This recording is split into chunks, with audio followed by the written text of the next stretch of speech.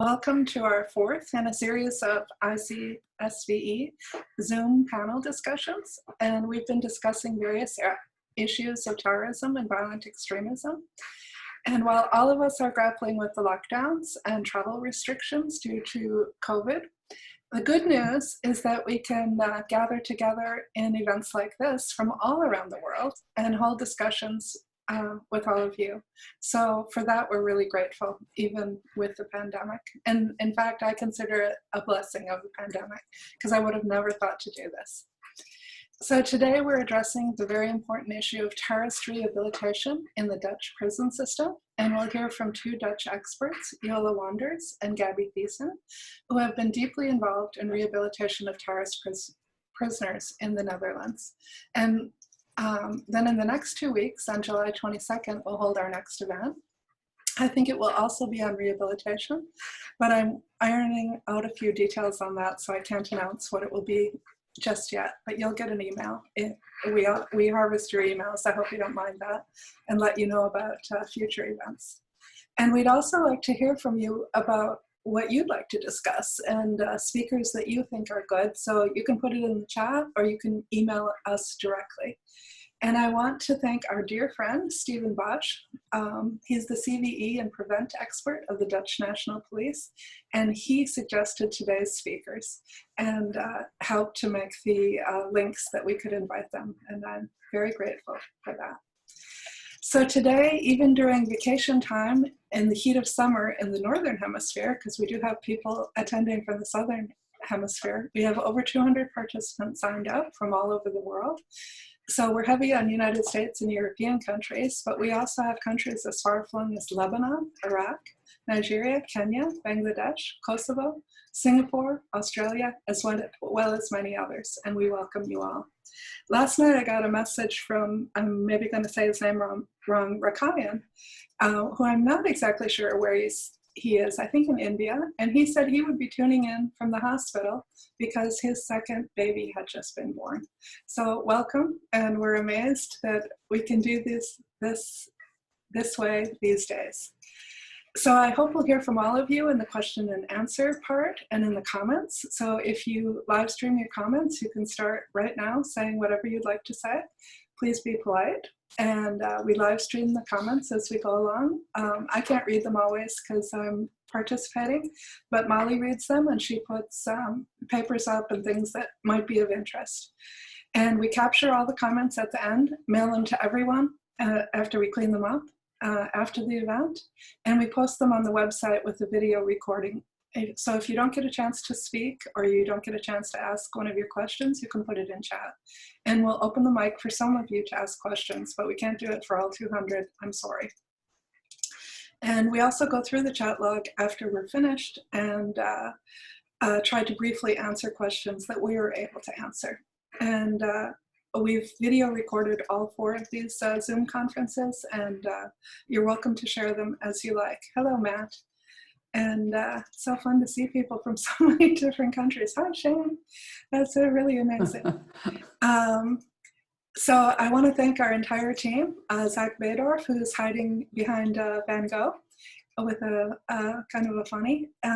He makes most of our counter-narrative videos, and he's running the meeting and promises to unmute those that I call upon to ask questions, and he hopefully will handle all technical difficulties. Molly Ellenberg and Claire Wooster are also contributing to these events, and I'd like to thank them also. And we have staff spread over the world, and I don't want to take the time to read all their names, but we love them all, of course.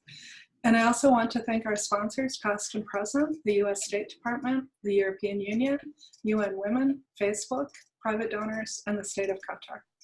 And we're especially grateful to the state of Qatar because they helped us to fund being able to get 240 in-depth interviews of ISIS defectors, returnees, and prisoners. And from these interviews, and another 16 of Al-Shabaab, we've created now 194 short video clips. So you can imagine Zach is quite busy, along with Sheikh Ali, working on these videos. And you can see them all on our YouTube channel. So if you'd like to have a ISIS Fest and watch ISIS people speaking, you can watch them. They're all short and they're aimed to be counter narratives. And we even have a few Dutch ones. Molly's agreed to post them today. And we always beg for volunteers to help us translate into their languages, because we translate all our counter-narratives into the 27 languages that ISIS recruits in. So anybody that would like to volunteer in their language to translate short 5-minute scripts, we really welcome you. And we thank Matt, because he's been one that's done some of that for us. Thank you, Matt. And we're also grateful to Facebook, because they've helped us to run over 150 campaigns around the world promoting these counter-narratives and studying the effects of them. Molly Ellenberg runs that, and we've published quite a few papers, and she's quite prolific on that, so it's pretty amazing. She may post some of those also.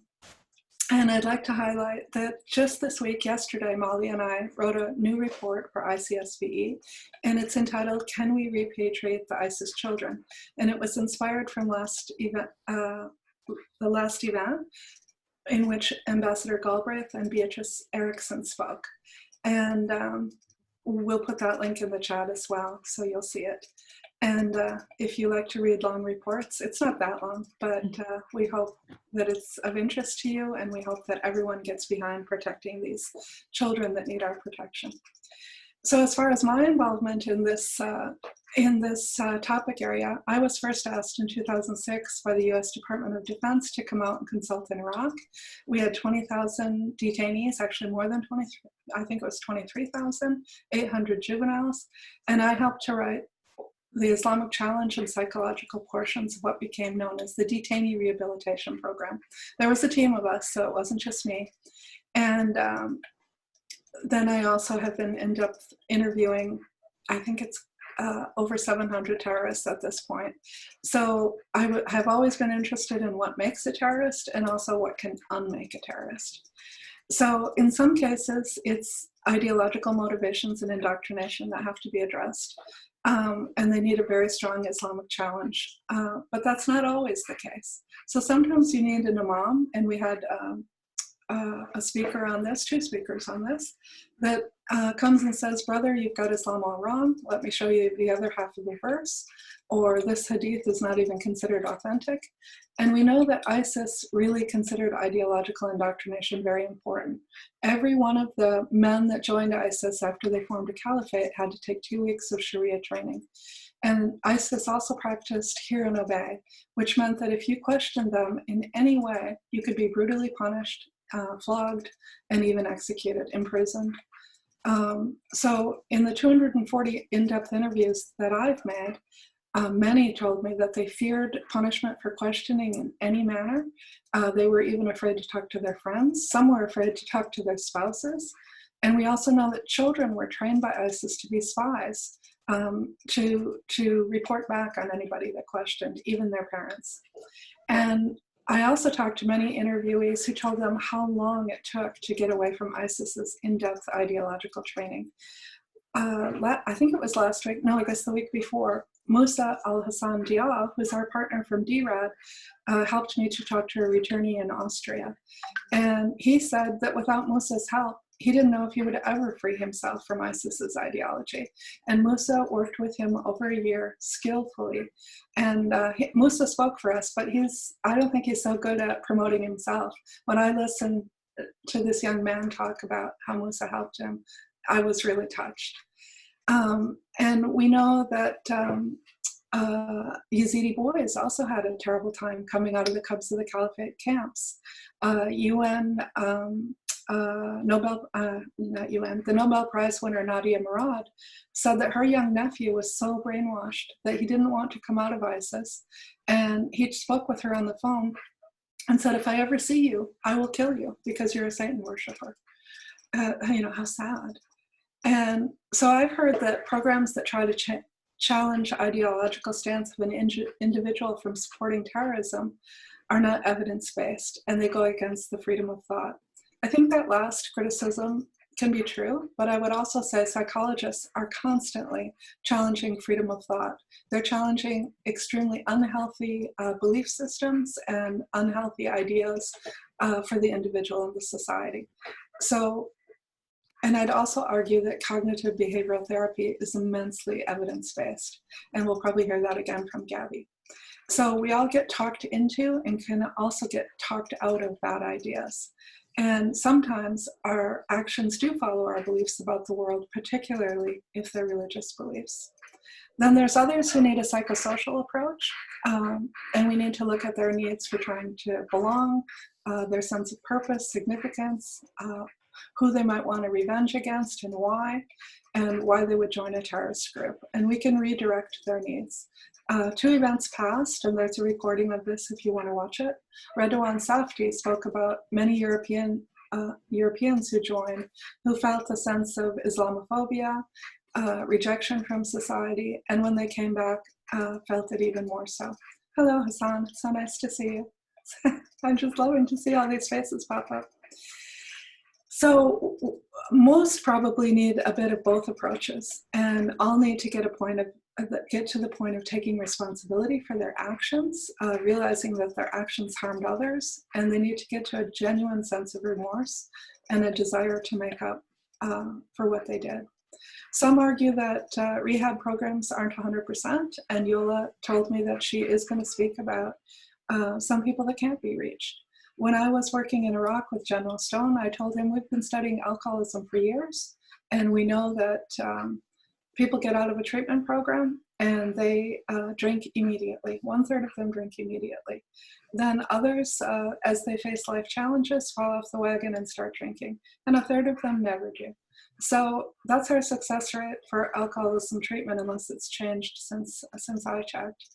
And that's something we've been studying for years. So why would we expect rehabilitation programs to be 100% successful? But the stakes are high, and we have to figure out what will lead to success. We need to understand the elements of a successful program. We need to understand the challenges faced, who can't be reached and why, and we need to understand success stories. And the last thing I'd say is I was going in and out of Northeast Syria working with the SDF, and I'm very grateful to them and a big admirer of the SDF.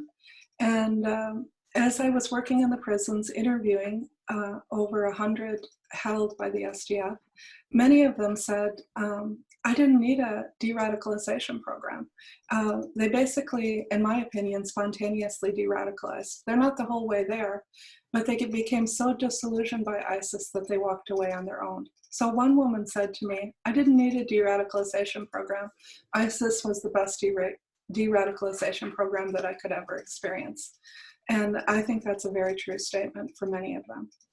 So I'm going to introduce our speakers now and allow them to speak, and then we'll allow questions and answers after. So we'll start with Yola, and Yola Wanders began her career in 1989. She began as a guard in the penitentiary institution of Hoogeveen. Did I say it right? Hoogeveen. Hoogeveen, okay. And after filling various executive positions, she was appointed as a member of the board in the prison in Bienhuizen. Did I get that right? In 2003. And then she transferred in 2009 to the penitentiary institution in Boot, with special attention to the Supermax and terrorist departments. Since 2012, she's worked with the Radicalization Awareness Network in Europe, the RAN, and she was the chairman of the Prison and Probation Working Group, and then she continues as a core member. And with the RAN, she exchanged experience between the various EU member states, which I'm sure they were very enriched by. And within the Dutch prison system, she was closely involved in the policy of radicalization within prisons and in the development of a day program for terrorist departments. And that's been in operation since 2005. I'm going to let Yola tell you the rest about the various aspects of it. So the floor is yours, Yola, and we're very grateful to you. And Yola told me she was a little bit nervous about her English. She probably speaks like a PhD. And but if she needs help, we'll jump in and help you. Okay. Thank you so much, Anne, for your introduction. And yes, already said, I'm Yola Wanders. I retired 2 months ago, but in the last 11 years, I worked as a director of the high security prison in the Netherlands, in Vught. And for our country, it's a rather big prison with 670 inmates and almost 1,100 employees. This prison is famous for his supermax, but we also had 250 mental sick prisoners. In this prison, there are 5 wings for inmates who are suspected or convicted for a terrorist crime. After the rise of the Hofstad group in 2006, our country made a decision to choose for the concentration model and to place radicalized inmates in a special regime, in a special prison. Well, after a few years, the members of the Hofstad group got released, but in 2014, after the war started in Syria and the rise of ISIS, we had a new influx of detainees in our prison. The population is very mixed with different profiles, and they all are suspected for various crimes. It was in 2015 that the first reports came from our intelligence services that the jihadist threat came from the persons who returned from the conflict area from Syria and Iraq. And this has also been shown by several attacks we saw in Europe in the last years. If we take a closer look to our numbers, in the Netherlands, 300 adults left to Syria or Iraq. 100 persons are killed there, 60 returned, and 145 are still there in that area. The policy in the Netherlands is that everybody who will get back from Syria or Iraq goes to prison and will be prosecuted for a membership of a terrorist organization. And the penalties imposed depend on the evidence that they can be provided and vary between 4 and 8 years. And then is the question of today, is it possible to rehabilitate and to reintegrate returnees so that they can make a safe return to the society? Well, during this stay in the prison, 2 tracks are important. First track is the prison where we place them in and how we run this prison, and the availability of experts and interventions and treatment programs. So I will take the prison part as a director, and Gabi as an expert will give more insights into the risk assessment and the treatments. If we take a look back in time, well, in the beginning, we had no idea how to deal with this type of prisoners. So it was a lot of trial and error. We talked a lot with experts and researchers, and we learned a lot in the last years. And for our last years, the main principles that we use now is, first of all, you have to have a vision. Every director of a prison must have a vision. What are his or her goals? What is the best approach? How do we manage a regime like this with such a difficult group of inmates? Work always with a multicultural team and experts. I see a lot of Western people talking about Moroccans and their faith and so on. But you really need experts who are also from that culture and also know what they're talking about. To every colleague, I will say, take a closer look to your prison. What is your prison environment? Is it overcrowded? Is it understaffed? Are the conditions poor? If your prison is not okay, then every intervention is doomed to fail. I think that's really important. Pay attention for the living climate in your prison. Living climate as autonomy, useful daytime, contact with the staff, contact with the outside world and with the relatives, physical well-being. So the living climate is important to create the atmosphere to deal with this group of inmates.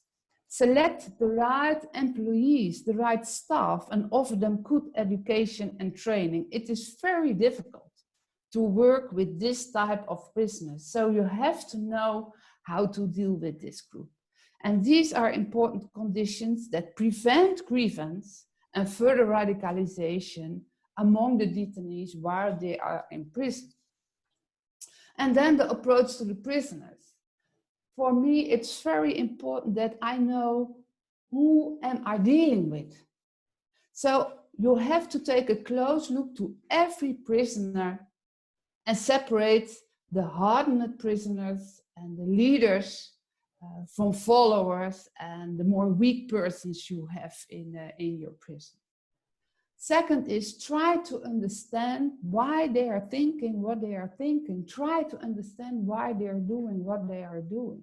So it's very important to build a relationship with the detainees. Drink tea with them if you have the possibility. And this is not easy, and also not easy for the staff, and requires a tactful approach from the staff with this, again, difficult group of prisoners. And then start with a tailor-made security management. For high-risk prisoners, an extensive security regime is indicated. And be aware of aggression against personnel and staff. Sometimes in a prison, this will occur. So you have to know who is dangerous or not. And Gabi can explain more about that risk assessment. And then make a tailor-made intervention plan. You cannot say, I have a program and I use it for everybody. Sometimes people ask me, okay, what kind of programs do you have? And I said, well, we don't really have one program, but for every person, we try to make a tailor-made intervention program. And then involve family and work closely together with experts. You can't do anything by yourself. You always need experts, the local governments, probation services, and NGOs. And show your commitment and make prisoners feel heard. And that's important. They can complain a lot, but it's always important that you listen to them and to try to understand what they need. And these are the conditions necessary for starting a cooperation with the prisoners. If you cannot cooperate with them, there's nothing you can do.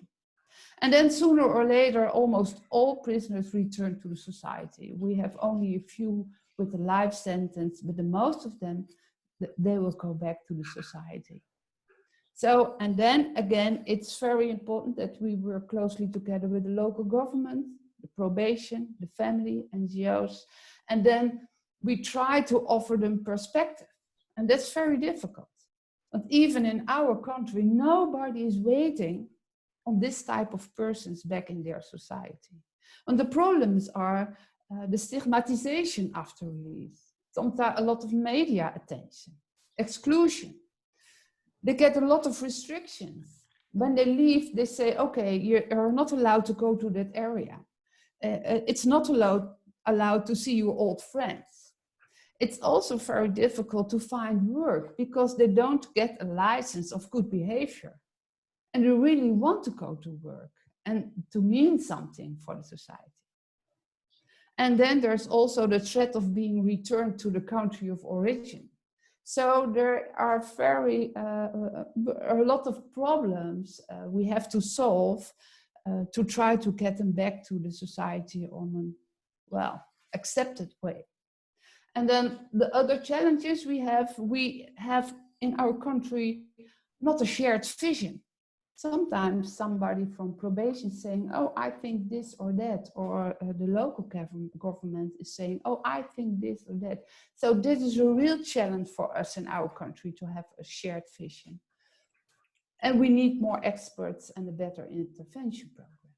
So this is very short, I highlight the most important things. And then to answer the question we have for today, yes, I think it is possible to bring the returnees back on a proper way in our society, but not for everybody.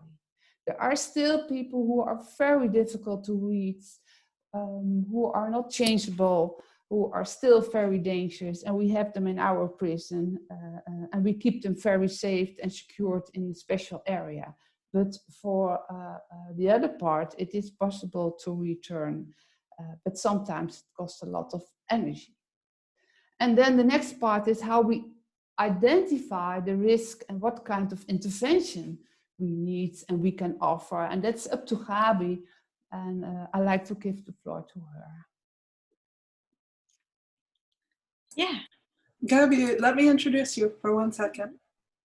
So Gabi Thiessen, and thank you, Yola. That was great.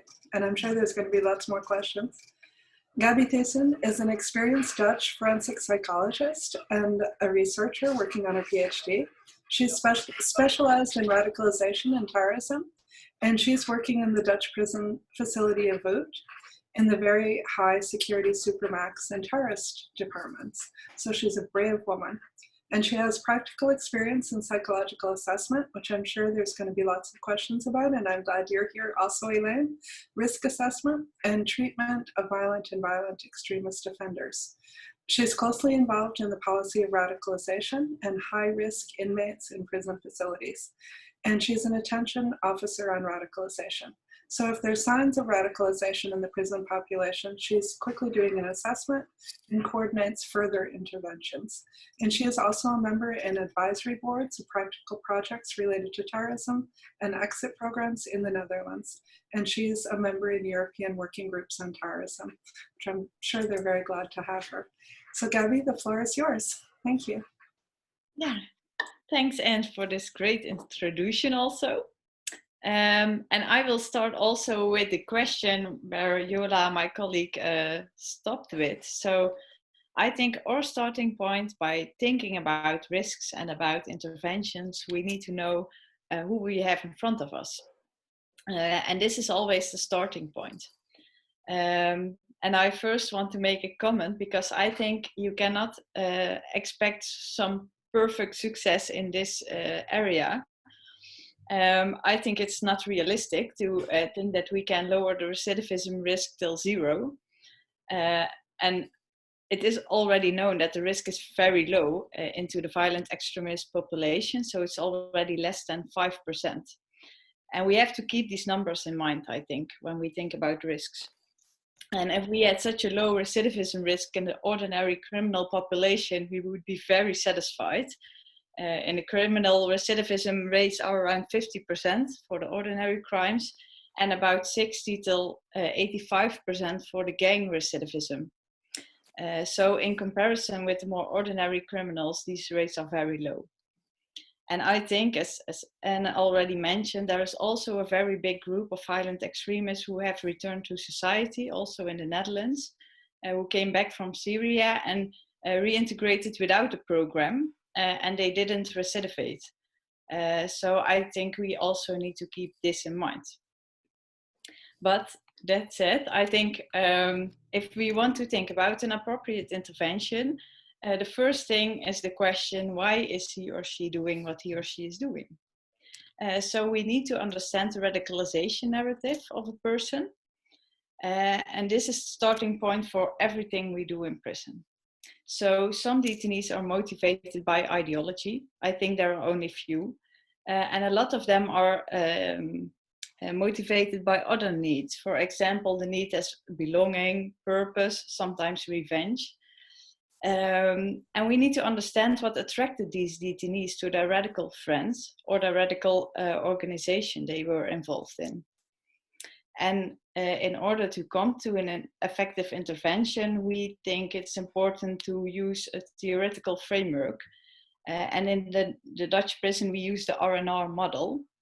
It's a very well-known model, I think, in forensic psychology and psychiatry, which consists of 3 components. So the first thing is that we need to know the risk. We need to know which risk factors are present for crime recidivism. The second thing we need to know is the needs. So we need to know which unmet needs are there, which personal deficits there are, but also shortcomings of a person. And the third thing is that we need to know the responsivity of a person. So an intervention must also fit with the learning style and also, for example, the cognitive abilities of someone. And we think an intervention is only effective when it is tailor-made to these 3 components I mentioned. And therefore, we start in prison with an observation period, which takes 6 weeks in total. And in those 6 weeks, we collect information.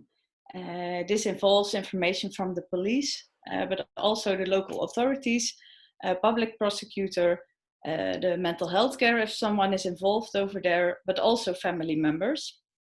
There are intakes done by a lot of people, for example, by me as a psychologist, but also by the imam, a case manager, a doctor, and also the staff members of the prison. And this is all to get a bigger, greater picture of who we have in front of us.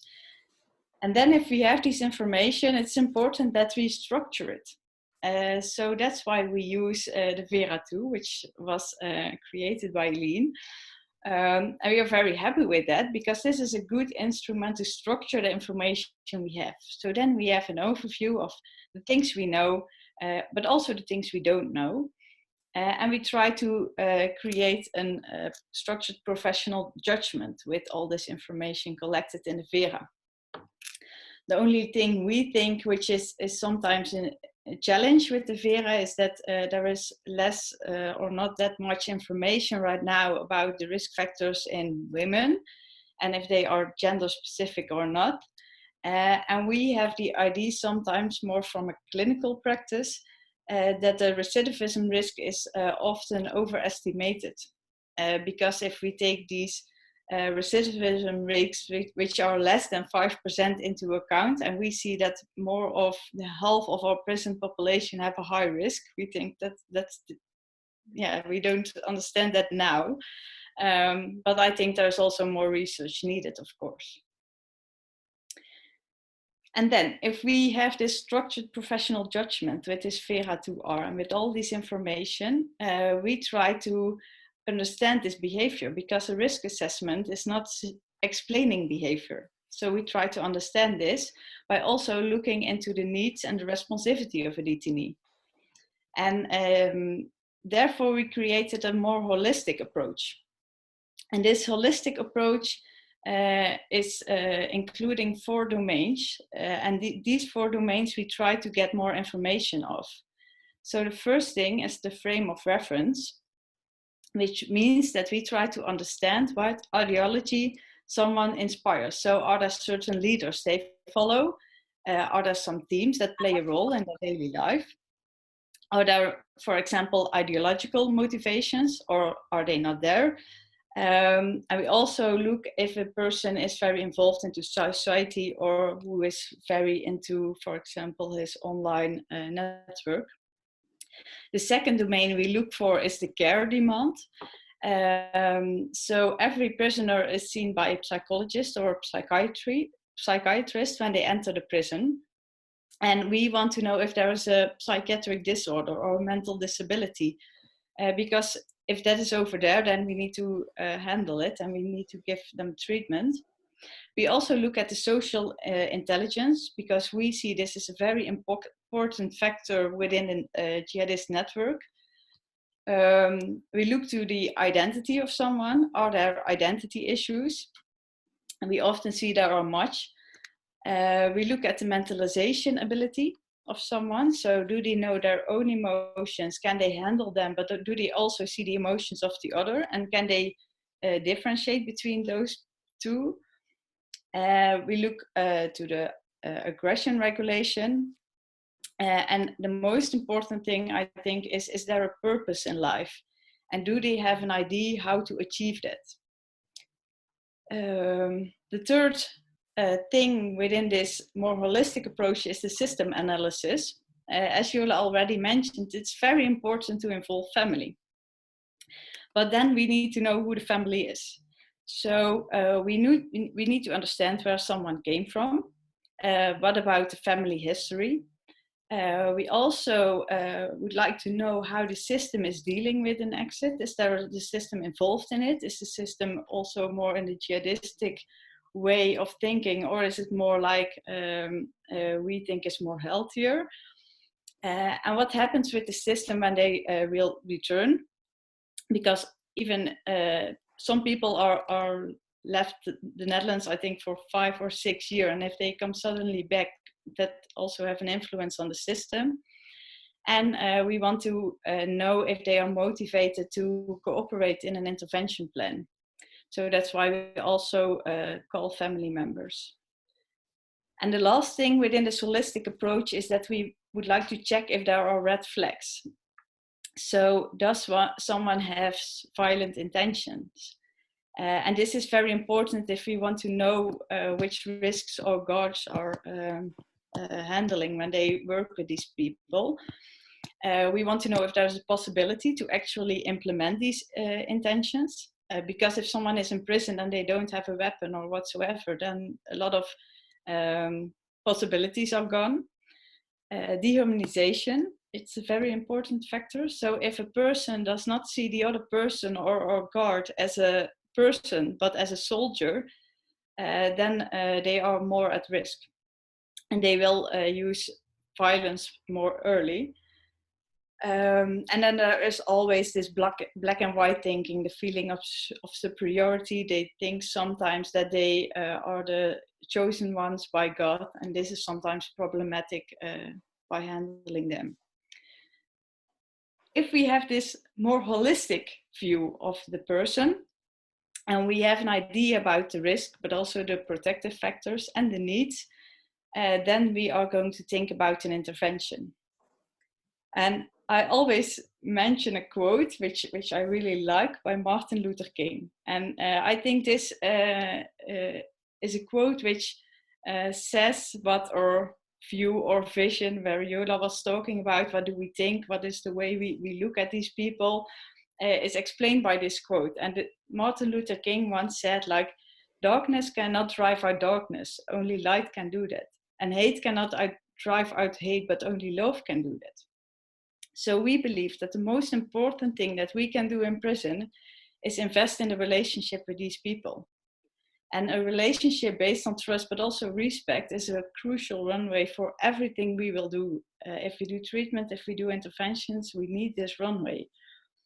In contact with these people, we think the Socratic approach is very helpful because we think we cannot change people during detention, but we think we can let them think. And we can let them think about their own behavior. We can let them make other decisions themselves, but we cannot change the person as a whole. So we think that when we are in contact with these people from an open, unbiased, but also curious attitude, we think we can build up this relationship. And we experience that also in our prison.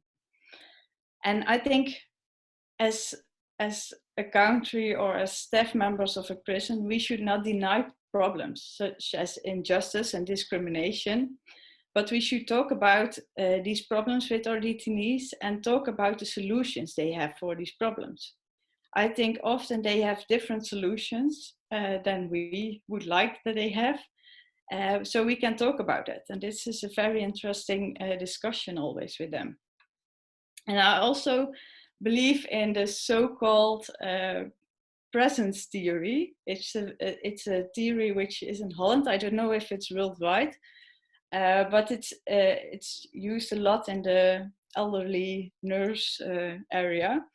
And it says that when we are present for people, that a relationship is built. Not by talking with them, but only being present.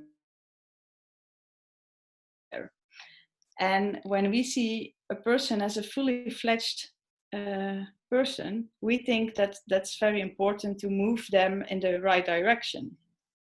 And in practice, this means that we have to be present a lot on our ward. So as a psychologist, I watch television with them.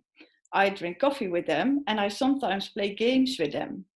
And this is not to entertain them and not to be loved by them, but this is just to build this very, very important working relationship. I think this is the basis of everything we do. And then if we met this goal, then we can go further. And what we see with foreign fighters is that they have experienced a lot of traumatic events. We do often intervention in the Emdr therapy, which is a form of trauma therapy. There was a lot of psychotherapy used, especially to strengthen one's own identity or self-image. We think together about future, about problems which are there in the world and how to solve them, but also to give meaning to their own life. And how do you reach meaning in your life? Do you need to solve all the wars in the world, or do you also give meaning to your life if you are a good dad for your children? So these types of questions we discuss. And experience taught us that the system approach is very effective. So if there is an opportunity to involve family members, this is important to do. As my colleague Yola already said, in the end, detainee leaves the prison. And it is then very difficult for them to find a job, a house, new friends, or whatsoever. So it is important that they have a good relationship with their family. If they don't have that, then they will have no one when they leave prison, or they will return to their more radical network. And I think by starting the process to process the past, for example, with trauma therapy, but also strengthening the identity and the relationship with family members or another positive system around them, the risk factors are reduced and also positive factors are strengthened. In addition to this more psychological approach, we pay also attention to, for example, ideological mirror conversations and Islamic philosophy, which are offered by our imams. And that's a way to learn detainees to look in a more nuanced way to their own behavior. And finally, I always like this example, is that we also try to give our prisoners in detention already a meaningful life. And an idea, I think Yola thought by it herself, is that our prisoners make mouth masks now because of the coronavirus. So we let them make this so that they have the idea that they do something good for others. And as Yola already said, the interventions need to be tailor-made. They must meet the risks, the needs, but also the responsivity of a detainee. And it is important that interventions are multidisciplinary and followed up also after a detainee leaves prison. And I have a very nice example, and I think it's good always to end my talk with a success story. And I think we had one. And this was not from a girl who came back from Syria, but a girl who wanted to leave to Syria. And I think this is interesting because a lot of people are worried about the people who come back from Syria. And I understand these the risks and so on. But what we saw in the Netherlands, there were 4 people who recidivate or reoffended, and they came back for a terroristic act again in prison. And those 4 were all convicted the first time when they came in our terrorist wing for trying to go to Syria. So attempting to travel and don't make it to Syria, we think is a very big risk for reoffending. And this is just from the clinical practice, and this is only 4. But I think that this is a problematic thing, and I think also more research is needed in this area. So this was a girl who tried to go to Syria, but she didn't make it because she was arrested on her attempt to travel. She was a very intelligent lady. She studied psychology before she attempted to travel. And in contact with her staff members, she was very distant and defensive. And we thought she had radical but also violent ideas. And during her stay, we managed to motivate her for treatment by being there for her also. So being present at the ward and try to be in contact. We started with individual psychotherapy, but also system therapy. And she did not feel understood by her parents and the world around her. But during the system therapy, that changed something. And she felt more understood by her parents. And the treatment also gave her more insight into herself and the role of her ideology. And at some point, she suspended from custody.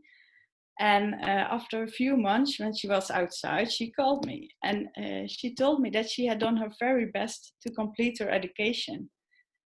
She only had to write the thesis, but she was rejected everywhere for a scientific internship.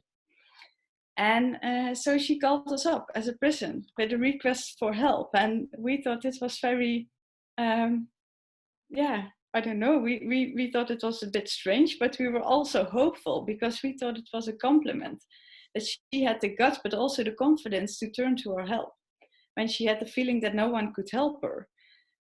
So we thought maybe we had achieved something together. And after much consultation and a lot of attempts, because it was very hard, we managed to facilitate an internship for her at a local educational institution. And she completed her education cum laude. And she now still works as a manager at a large electronic company in the Netherlands. She's still also in reasonable contact with her family. And she has restored relationship with old friends. And now she follows ideological lessons in a local mosque. And it's now, I think, 3 or 4 years after her release.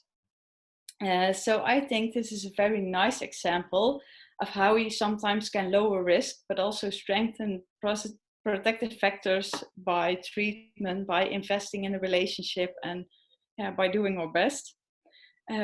Of course, this is a very nice example.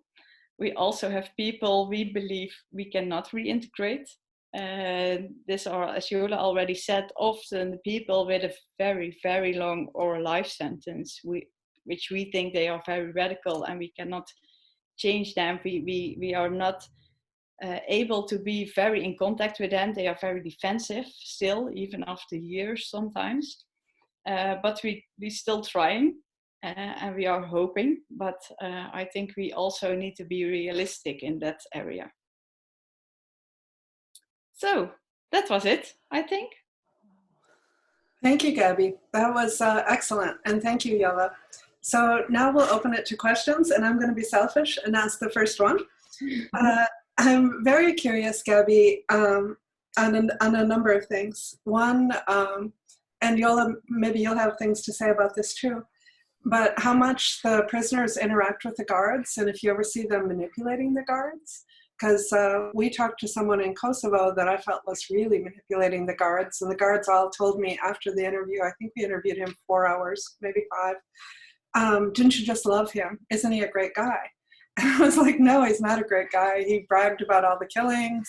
I know some of the things that he was involved in and the genocide, and he wasn't sorry for any of it. But he had these guards just loving him because, for me, he was a charming psychopath. Then I'm also curious about punishments between prisoners, because we saw that in Buka, where they held Sharia court at night. I'm interested in the trauma therapy, if it's traumas about having been in ISIS, or if you're looking at the traumas that maybe served as motivators for wanting to escape to ISIS. And I'm just curious, Gabby, I've made so many interviews of terrorists, and probably like many people that interview terrorists, I've been surprised at how much like us they are. You know, they're human beings, and you know, some of them have done really horrible acts, but I usually can relate to, well, I haven't found one I couldn't relate to yet. I can't say I liked them all. But I'm wondering how scared you are, and if there's someone sitting next to you, is there a guard in the room? I mean, you know, just wonder how you feel in terms of fear factor with some of these people. So that's a lot of questions. And then we have a whole list of questions, and I'm going to start calling on people, but I would just like to hear your answers to some of those, and don't feel like you have to answer everything. Yeah, a lot of questions. Yeah, I can start, and I think Yola can also add a lot, maybe. The first question about our manipulating type of prisoners. I think we have them. We have now. I think now I have 2 in my mind, which are very charming and nice guys. One guy was playing. Now we know, but then we didn't know. Was playing that he was very ill, like psychotic. To get rid of his sentence. So in the Netherlands, then you get therapy and not prison sentence. So he did his very best, and he was successful in that.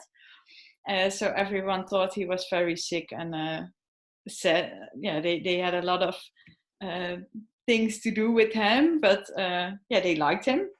And another guy we have in prison is a guy who is very nice and very gentle and very polite and helpful, also in contact, because in our prison there's a concentration policy, so they are placed together, and he's always like the mediator between the guards and the prisoners, and everyone likes him a little bit.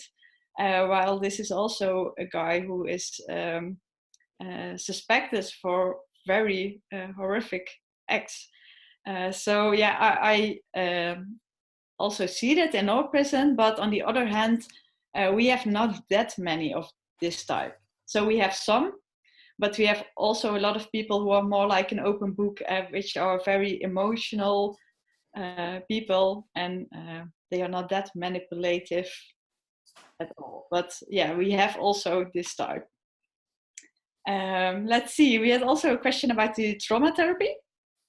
I remember it's very funny about the trauma therapy, and especially with the females. So with the females, we see that they are very traumatized. And the funniest thing is that the most traumas they are suffering from is in the relationship with their partners. So it is in a period when they were in Syria, but it's not really into the bombings and the period in the camps, but especially in the violent relationship with their husbands they had. And also the other thing is also there, but it's most of the time less prominent and less an issue. So this is funny. So they are living in the war, but in their house they are mistreated, I think, very badly sometimes by their husbands. And there's also a lot of sexual violence towards them. Even if these girls were involved into the ISIS group, still this is an issue, I think. So, and this is why we do trauma therapy, that people who are traumatized stay in the past and they are not that into looking forward. So we try to restore the past and make them look forward so that we can work with them. But I think we also need to be careful by labeling them as victims. So I am always a little bit worried about that issue. Yeah, so it is often about the issues in Syria. Sometimes it's also about some bullying past they had, way earlier than when they left to Syria. Yeah. And yeah, the last thing, I think it's also an interesting question about our own anxiety or threat from these guys. And we make a distinction. So in the income period, the first 6 weeks, when we do not know someone, I see people behind a glass wall. So there's no physical contact at all for so far. But after 6 weeks, we are going to think about the risks we are facing. And a lot of people are very dangerous, I think, when they go outside, because then they are again into the network. They have the intention to do some harm to, for example, our country. And these are risk factors. But when they are in prison, some risk factors will be left. If they have the intention to murder a staff member or to murder any Dutch person, then you are at risk, I think, as a staff member. And we have to take that very seriously. So we have these types of people, and we always see them behind bars or behind glass. But if there are people where we do not see like the real risk towards me or towards our guards, then I will see them one-on-one. And we have a lot of security, so I am not like very far away from the guards. We are sitting in some speakers room, and the guards are always close, and we have some alarm thing to press on. So I think it's safe enough, and I think it's also very important to do this because of this relation of trust. And I think it's very good that we see people behind glass in the first 6 weeks. And on the other hand, I think what we say to them, non-vocal, is I don't trust you because I am sitting behind glass. So I don't trust you. And that's what you are saying, I think. And on the other hand, verbally, we say like, we want to build up a relationship and let's take a look. But on the other hand, you are saying something else. And I think this is important for our own safety. So I think it's not good to be naive or whatsoever, but we also need to be in contact with them. Thank you, Gabby. Yola, do you have anything you want to add to that? Well, yes, if you talk about safety, we have in the terrorist wings an extended security level. The groups are very small. The groups are maximum 4 or 5 inmates, with always 2 guards around them. And we separate our very dangerous prisoners. There are prisoners in the high security area. We don't trust them. They used very much violence against staff also in the past. So I always talked with them, with guards behind me or next to me. We never were close to them. But the other area, when we have the possibility to sit with them in the living room and sit with them in the group, also with a guard with it. And then it's what Gabi said. Sometimes you know who you can trust and who you can't trust. And the other question was manipulating the staff. Yes, we see manipulations, but also that the staff is not able to see all the signs about how radical somebody is. And then they say, well, that's a very nice person. He's helping other prisoners and but then you don't know what is the underlayer about his behavior. So manipulation and that they are not honest to us is something we see in our population. Yes. Thank you. Okay, I don't remember all the questions. Oh, that's okay. That's okay. Gabby did a great job. So we have a whole list of questions that people have already put in. So I thought, Besser, we'll start with you. Are you coming from Sarajevo? I can't remember. But you had some questions that you sent to me privately. Besser? Hi, I'm actually in Istanbul, Turkish, Oh, and we actually had, we had a lot of the ISIS operators, FTFs, running reconnaissance as early as 2013. And interestingly enough, the first reconnaissance I ever encountered was basically, 2 teenagers, North Africans, studying the Belgian embassy. So they would be walking down the street and then pretending to be tourists. And when they came to the Royal Belgian Consul General in Istanbul, the guy just held his cell phone up all the way down, as in like, hey, this is the building you will be targeting. And of course, several other instances. I mean, I will not go into detail, both on an airplane and then also another faction in Sweden. So they are in a way good students in what they are doing. So my question is, how do you really know that they are genuinely bona fide, that they can be de-radicalized? Because in my belief, right now they have evolved from a physical caliphate. I mean, this is something what the scholars and experts are saying, into a virtual caliphate. So in one way or another, there are still the remnants of the ideology, both on the individual actor, but also the community.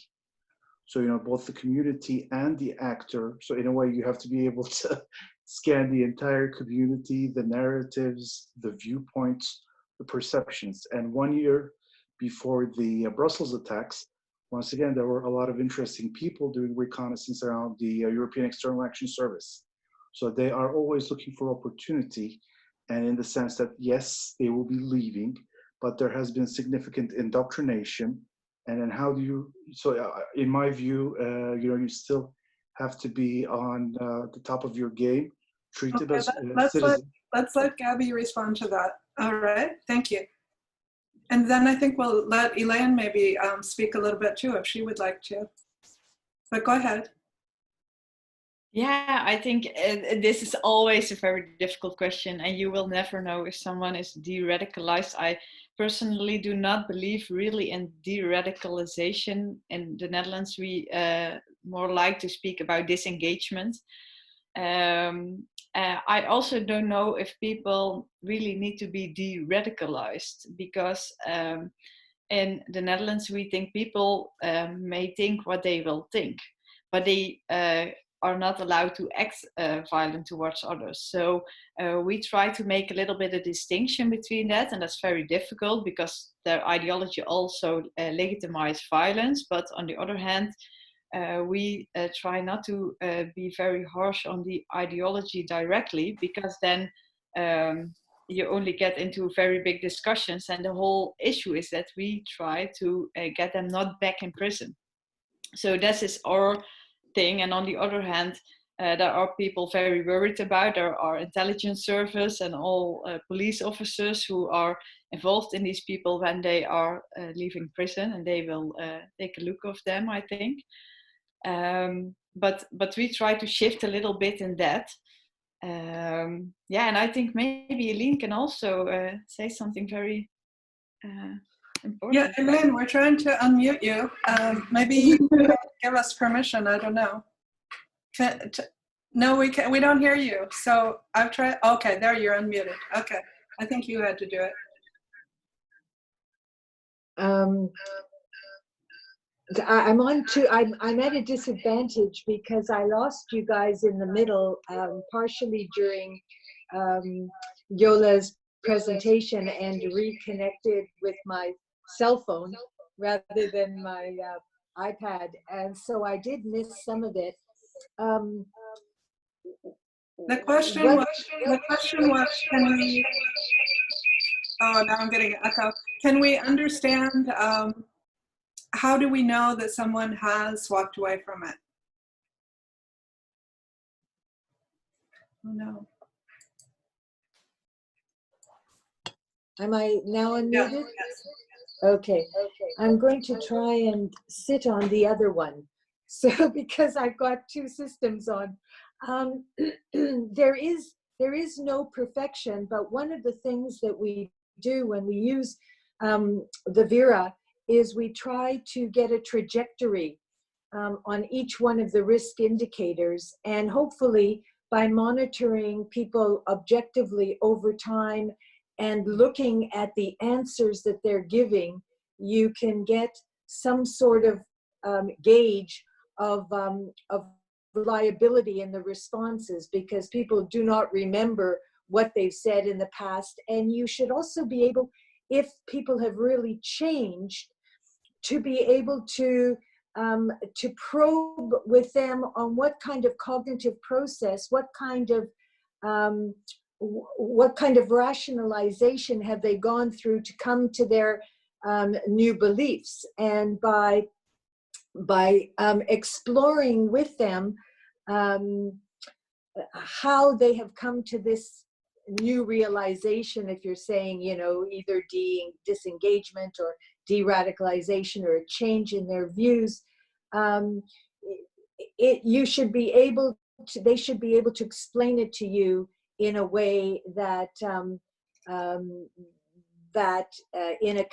consistently has more credibility. So it's a matter, I think, over time also of monitoring objectively these changes and the credibility. I did want to, the one thing that one of the speakers mentioned was the question of women and the use of the Vera 2 with women. And we have in the Vera 2R, there was an adaptation made. We did explore through the literature what were the motivations and the rationales for women going forward. And we have made modifications in the motivational section of the Vera 2R that does apply more specifically to women. Plus, in the Vera 2R, it's an open-ended tool in the sense that if you find when you are working with a woman that there is some specific motivation or driver, that can be added and considered in the assessment. So we have seen in its use around the in many countries that the applicability to women does seem to be there, because we had looked into whether or not we needed a special tool for women, but we've been reassured by individuals that that the indicators, that the main risk indicators and the motivational factors remain for both sexes. Okay, thank you, Elaine. And also for youth. We've also explored it with youth. Thank you, Elaine. And I didn't introduce Elaine properly. She is the author and researcher that made the Vera 2. So she's known all around the world. And Gabby, I wonder if you could address something. As a psychologist, I would think that you're probably always challenging beliefs that aren't useful to a person. And the question is coming up in the chat, and I'm going to let Tasneem speak after this, just for a minute or two. But are you at times ever challenging any of the radicalized belief system? And if you are you trying to get somebody to give up their religion? Or are you trying to get them to change a belief that's not useful to them and perhaps dangerous to themselves and to society? Could you speak just a bit about that? I mean, I do understand that you steer clear of that to a certain extent because you get in endless debates. But when does that come up for you? Yeah, we always try to challenge ideas if this is making someone doing terroristic things. And often beliefs are very important, so we know that. But I think we also need to be a little bit careful because, for example, Salafistic people, we have more of them in the Netherlands and they are not always terrorists. So we need also be aware of stigmatization, I think. So if people have radical and violent ideas and the ideas say that they can use violence toward others, we think this is very problematic, and we problematize this also.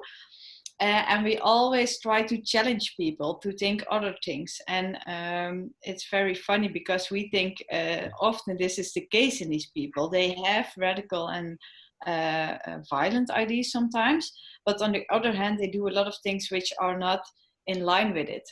For example, people who think they need to be very careful of their own body because it's given by God, and they are smoking all over the way in their cells. And this is a very interesting thing. So we can challenge this and say, like, but you say this and we see this, and how can you explain? And is it then that wrong? Because are you now like a very haram person, or are you still a good person but doing strange things? And so we challenge, I think, a lot of ideas. And they are also challenging together ideas. This is a very funny thing, I think, because we have Dutch people who went to Syria and came back and were arrested, but we also have Syrian people who were suspected of fighting in Syria. And these are two very different people, so they have very different ideas according to ideology. The first group is more ideological driven, I think, and the other group is more into a war zone area and involved in terrorism over there by other reasons and other motivation also often. And those groups are challenging also each other. And I think this is very helpful for us, because if we are saying something towards them as staff members, it's different than when their own brothers are saying things. So we also try to play a little bit with the people we put together. Thank you, Gabby. Tasneem is hiding his cigarette now. But Tasneem, you had a question and maybe a comment. You always have something to say. Well, thank you. And thank you, Gabby. I think the approach you're taking is a very mature one. I will say this about smoking. There's a study that shows that individuals who smoke regularly are 25% less likely of getting COVID at the moment. So current scenarios presenting, I think I'm looking after my health more than others at the moment. But in terms of the UK's approach, it's quite interesting because we changed our approach quite significantly in the mid 2000s. Previously, religion wasn't seen as an issue at all, and actually was the behaviour, the danger to the UK public that was the focal point for security services and any sort of de-radicalization that took place. And that was a very sensible approach. And what it allowed for was that the stigmatization issue was not present. And also it meant that the security services could actually focus on people who were actually dangerous rather than being distracted by people who are presenting in a conservative Muslim way, but aren't actually presenting any sort of danger. So there was a focus on resourcing or of the resources. Now, after we have a change of policy, after a particular individual left the security services, and there was a policy towards basically treating conservative Islam, or the expression of that, as a sort of conveyor belt to potential extremism, that's when we started getting real problems. It was a fallacious theory, the conveyor belt theory. But the problems that come with that are you end up targeting individuals who've got nothing to do with terrorism, and that then leads to legitimate grievances within the community to say that the authorities are targeting on a religious basis as opposed to a harm basis. And that is often something that's a self-perpetuating problem, because that actually drives people into the more extremist narratives. So I've always been concerned when I hear or see individuals who still promote the idea that actually only a successful de-radicalization is one where an ideology is removed. I don't think A, that's possible, or B, that tends to lead to cognitive dissidence, which leads to a very, very unpredictable and extremely unpredictable individual after that. So I'm heartened, Gabby, by your very mature approach to the problem. I will say, in aid of my argument, that 25% of those from the UK who went to join ISIS on Amazon bought a book called Islam for Dummies. So they actually had no knowledge at all of their own religion, and it wasn't in any way a factor for them going off to go and fight in Syria. It was the extremism despite the religion, not because of it. Thank you. Thank you. I think we have to move to the rest. I want to put someone on the spot. Mike Panic, will you let me put you on the spot? You have so much experience working on rehabilitation and prison programs all around the world. Would you be willing to say a few things of your thoughts on this issue? Well, thanks for the invitation. I don't know that I can add a lot to the discussion here. I think Yola and Gabby's remarks have been very on point, and I think represent best practices in most prison institution settings that I've been able to view and be aware of. I very much think that the holistic approach that Gabby mentioned is one of the best ways to try to reach these individuals and treat them. In the programs that I've tried to influence in Kosovo and Indonesia and a couple other places, we took that approach, and I think it's based on the fact that everybody takes a different path into radicalization, and therefore you need to determine the best paths based on the individuals who help them move in a different direction. So I don't have any huge gems of wisdom to share with you, but I'll leave it at that, and I appreciate the fact that you invited the comment. Thank you. You're welcome. Thank you, Mike. And I should have introduced Mike Panic, worked for Justice Department for years and ICIATAP, and helped set up programs around the world with some US government assistance. So he's being humble, but he's got a lot to say, I think. Sarah Ben Abdelwahab has a question, and she's been working in Morocco, some in the prisons, and so let's give the floor to her for a few minutes. Sarah? All right. Hi. Can you guys hear me? Yes. Yeah, okay. Hi, everyone. I'm completing my master's degree here in Wales. So I'm doing international security, and my research is not only, hasn't been only in Morocco. Last year, it was mainly in Belgium. So it was like a lot of Belgian, yeah, I did some field work there, and in Belgium and in Morocco and Spain.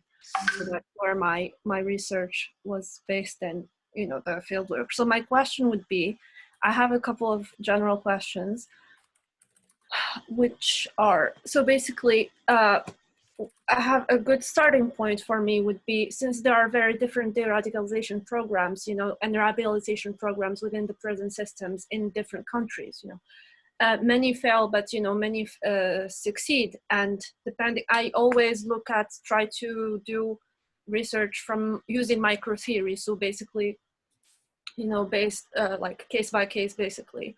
So due to these different de-radicalization programs and rehabilitation programs, do you believe that it can be linked to, can we assess the success really, can it be linked to the different processes of radicalization and the different, you know, because each now, especially a lot of radicalization occurs online, and it will continue to do so with COVID and like the isolation and everything. So that has spiked, that really has spiked. A lot of the radicalization has gone online.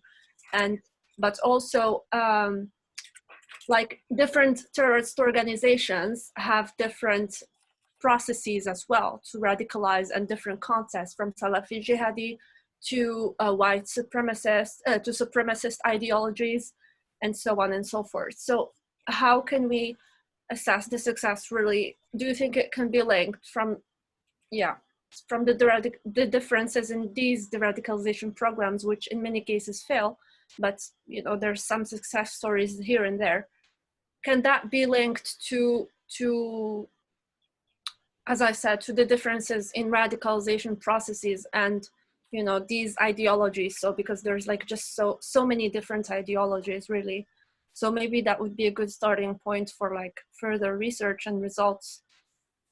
And my other question is from a gender perspective, really. I really noticed that, and a lot of evidence showcases that women in general, their involvement really can be quite, just a little bit tougher, and their convictions can be a little bit more, you know, just a little bit more dangerous. Do you believe they're a little bit harder to de-radicalize? I'm not very familiar with the Vera 2R program.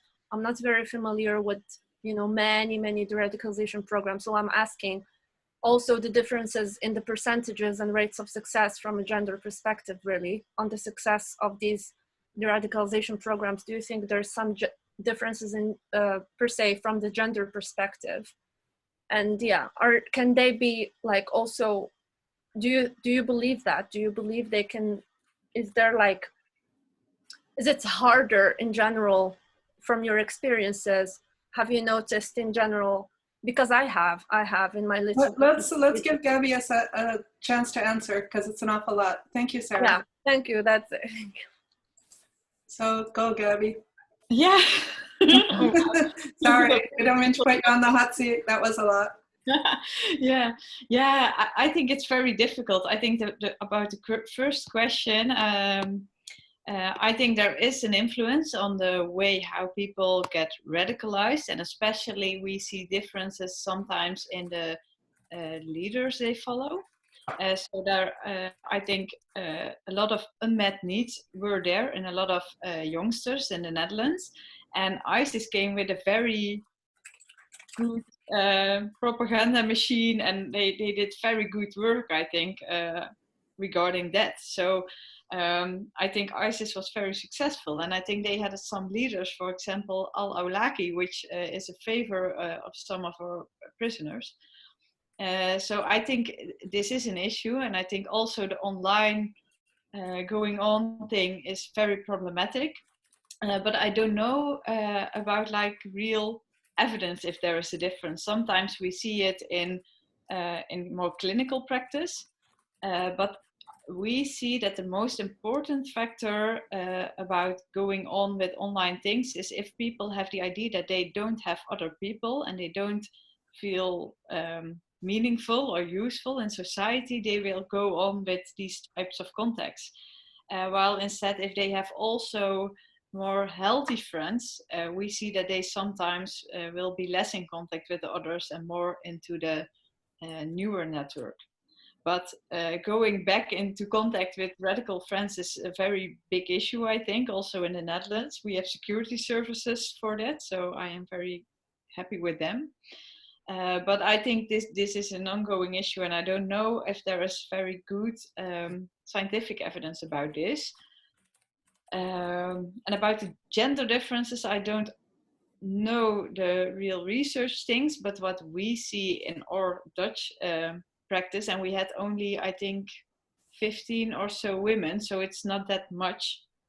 But we see that getting women back into society is easier than men. And this is often because these women came from Syria and they got detached with their radical system, which is still in Syria. And they go back to a family which is not radical. We have some men who have also radical family people, but in women we see the systems are often healthier in our Dutch context. The family is very involved, and we think there's a big difference in feeling meaningful, because a lot of women who went to Syria came back as a mother and they had children to care for, and this gives meaning in life after prison. Well, we have men, and some have children, but there's a whole issue with getting the children back to the Netherlands. So they are only more anger, they get more grief and anger towards this issue that the children are in Turkey or in Syria and they cannot come to the Netherlands, and this is giving a lot of grievance. So I think if you look to the more meaningful issue, which is, I think, a very big protective factor for the women, and we don't see that in men. So in our Dutch context, we have, I think, more success.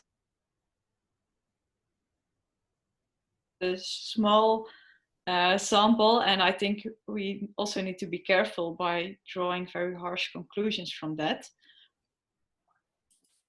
Thank you, Gabby. So we have Figen Murray, who I'm going to call on next. And she has a very, very sad story. She's working on her master's, and she has a question for Gabby and Yola. So Figen, are you still with us? Yeah, I am. Can you hear me okay? Yes. So my son was killed at the Manchester Arena attack alongside 21 other people. I always say 22 because the actual suicide bomber died as well, and I do believe that at some point he was a human being and not a terrorist.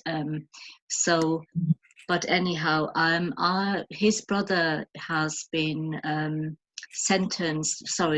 The verdict was given that he's guilty of all the murders alongside his brother, and he's probably going to be sentenced to a long prison sentence. Now I want to go and visit him in prison, and I just wonder if, from a terrorist perspective, that would actually be something you have experienced of in Holland, whether you use this kind of restorative justice in working with terrorists in prison.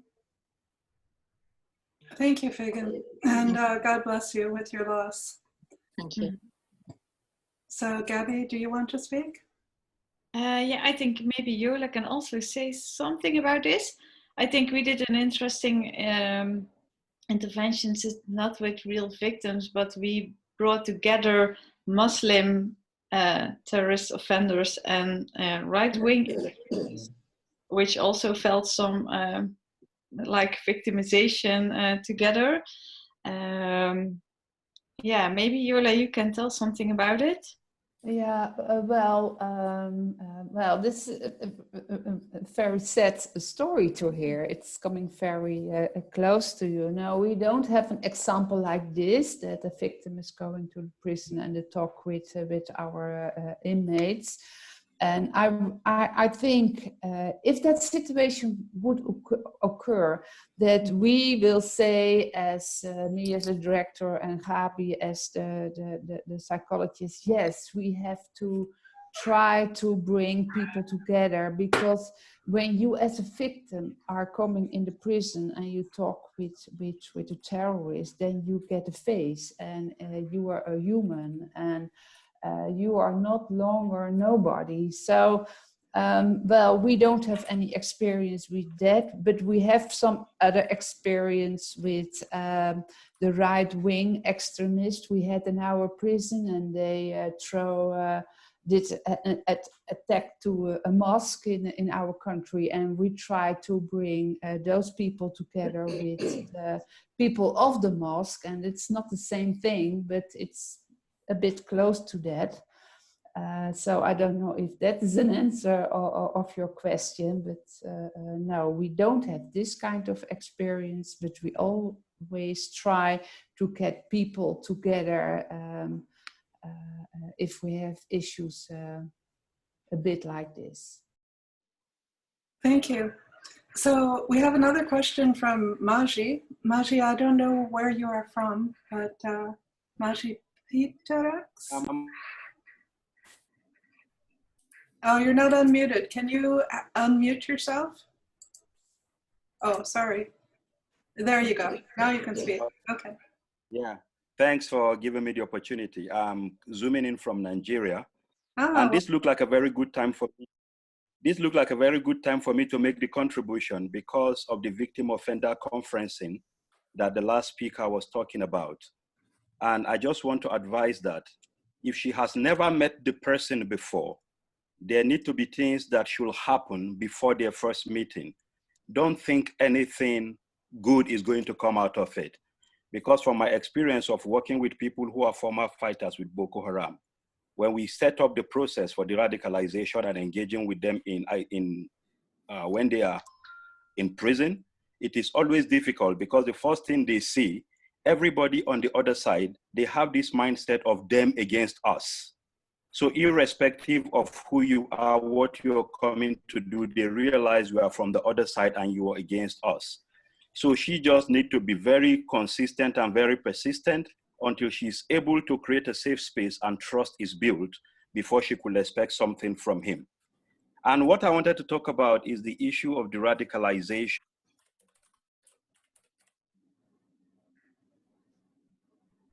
Oh no, I think you froze. Maybe he'll come back. Do either of you want to speak about the first part? I think it's true. I remember meeting a woman that had lost both of her legs in the subway attack in London. And she said she wanted to confront extremists. And I told her, you know, I'm so sorry, but I think so many of them will just dehumanize you. Do you have that experience, Gabby? Yeah, I don't know. I think you need to look who you have in front of you. I think we have a lot of violent or terroristic offenders who did not direct violence. So they were imprisoned for propaganda, for financing, for these types of things. We have most of them.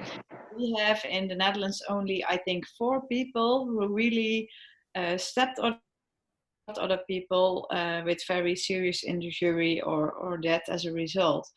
I think if you would go as a victim to these 4 inmates, you would be scandaled, I think. These people will do everything that you would be feeling very bad, I think. So I think you need to know who you have in front of you, and I think you also need to be aware of the time. I think timing is everything, and I think if we have some people, we now in Holland have some guys who they asked 20 years sentence for them, and maybe within a few years this would also be an option, and they didn't make victims because they were catched before. But I think these are things we need to think about, but we also need to be careful, especially when there are victims who are, for example, traumatized or this thing. So I also think it's also with domestic violence, for example, you need to be careful also for the victims, I think. And I think we as a society also need to take care a little bit for the victims. But I think if there's an opening and we think it would be helpful, we really need to discuss these things. So, Yola, do you have anything you want to say in conclusion, or are you good? Well, I'm good, and I think Gabi explained it very well. Yeah. Okay. So I don't have to add something now. Yeah. No, I would just say that many of these people will point out all the victims around the world of Muslims if they're militant jihadists. And then they don't see the other victims, the people that they cause to victimize, because they're so in their defensive jihad mode. But I'm really glad you were here with us, Figen, because you brought a whole nother dimension to the conversation. And I really hope that these kind of discussions help. And I thank everybody for coming, particularly our speakers, Yola, for all your years of work in the prison and whatever adventures lie ahead. Thank you. And Gabi, for your sensitive psychological work and your courage working with these people, face to face, not just from behind glass or behind bars. And I hope you always stay safe. And thanks again to Stephen for suggesting these speakers. And we're very happy to take more suggestions from others. And we'll let you know what's coming in the next 2 weeks. I'm sure it's going to be good. There's a couple things on the burner, but none of them got solidified by today. And we try to end on time every time because we know people have busy lives. But thank you for joining. It is quite amazing to see all these people from around the world all trying to tackle the same problem, which is a complex problem. And thank you. Thank you for your inputs. Thank you for your chat. And thank you to our speakers.